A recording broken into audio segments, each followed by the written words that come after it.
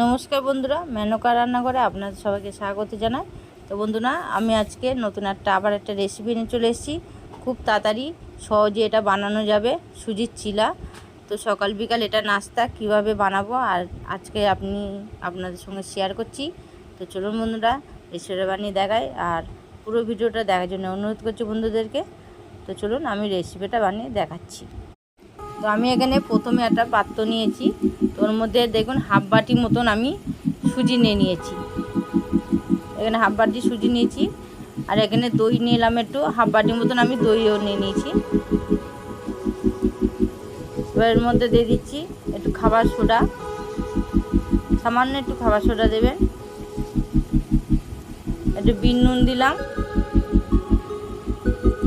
আর normal যে নুন হয় সেই নুন একটু আমি সামান্য দিয়ে দিচ্ছি। এটা হচ্ছে চাট মশলা দিলাম,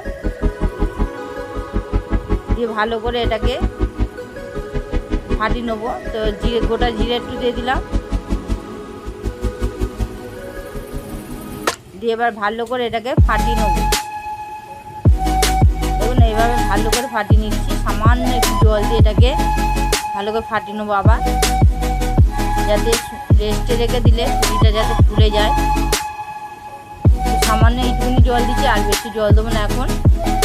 তো দিয়ে ভালো করে এইভাবে ফাটিয়ে নিচ্ছি, দেখুন মাখিয়ে নিচ্ছি পুরোটাকে। এটা করতে খুব সহজে আর খুব তাড়াতাড়ি হয়ে যাবে। সকালে যাদের খুব তাড়াতাড়ি থাকে সকালে টিফিনের জন্যে, তো এইভাবে সুজি চিলা করে নেবেন খুব তাড়াতাড়ি। আর ওটা শরীরের পক্ষে খুব উপকার, খুবই ভালো খেতে, টেস্টও খুব ভালো হয়েছিল। তো আমি এখানে এবার এটা রেস্টে রাখলাম 10 মিনিটের জন্যে। 10 মিনিট পর ফিরে এলাম, দেখুন এটা অনেকটা ফুলে গেছে, এবার জলটা পুরো টেনে নিয়েছে। তো আরেকটু এর মধ্যে সব সবজি দিয়ে দেবো, আপনারা চাইলে অনেক রকম সবজি দিতে পারেন। তো আমি এখানে একটু পেঁয়াজ দিলাম, একটু আদা কুচি দিলাম, ধনে পাতা দিয়ে দিলাম, একটু কাঁচা লঙ্কা দিয়ে দিলাম। আমি লাল লঙ্কা ছিল তাই কাঁচা লঙ্কা দিয়ে দিলাম, দিয়ে একটুখানি মাখিয়ে নিলাম। এবার এখানে একটু জল দিয়ে দেবো, খুব বেশি এটা পাতলা হবে না। তো কীভাবে করছি দেখুন।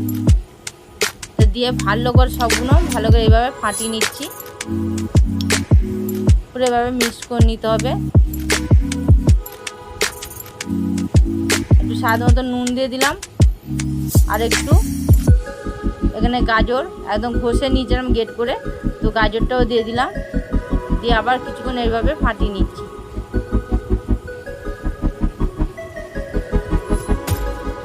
এটা বাচ্চাদেরও খুব ভালো লাগবে আর এটা শরীরের পক্ষে খুবই উপকার। তো আবার একটু জল দিলাম, একটু সামান্য করে জল দিয়ে এভাবে এটাকে ফাটিয়ে নিচ্ছি। খুব ভালো করে এভাবে মাখিয়ে নেবো। সামান্য এবার ফ্রাই প্যানে আমি তেল দিয়েছি, তো দেখুন কেমন হয়েছে। ঠিক এইভাবে ঘনটা হবে, খুব বেশি পাতলা না, খুব বেশি ঘন হবে না। তো দেখুন আমি এখানে এইভাবে দিয়ে দিচ্ছি। এবার সামান্য একটু করে দিয়ে ছোট ছোট করে আমি করছি, খুব বেশি বড় করে না, আপনারা চাইলে একটা করে করতে পারেন। তো আমি এখানে দুটো করে করব, যাতে তাড়াতাড়ি হয়ে যায় আর সকালে তাড়াতাড়ি থাকে, তার জন্য এইভাবে করে নেব। তো নিয়ে একদম গ্যাসটা একদম লোতে রেখে দেবেন, দিয়ে এটাকে ঢাকা দিয়ে দেবো একটু 5 মিনিটের জন্য। একটু ঢাকা দিয়ে দেবো, 5 মিনিটও লাগে না, আপনারা ঢাকা যা মাঝে মাঝে খুলে দেখবেন, এটা হয়ে যাবে অটোমেটিক, এটা উঠে যাবে। তো দেখুন এটা হয়ে গেছে, আমি একদিকে তুলে নিচ্ছি। একদম দেখুন কি সুন্দর উঠে যাচ্ছে।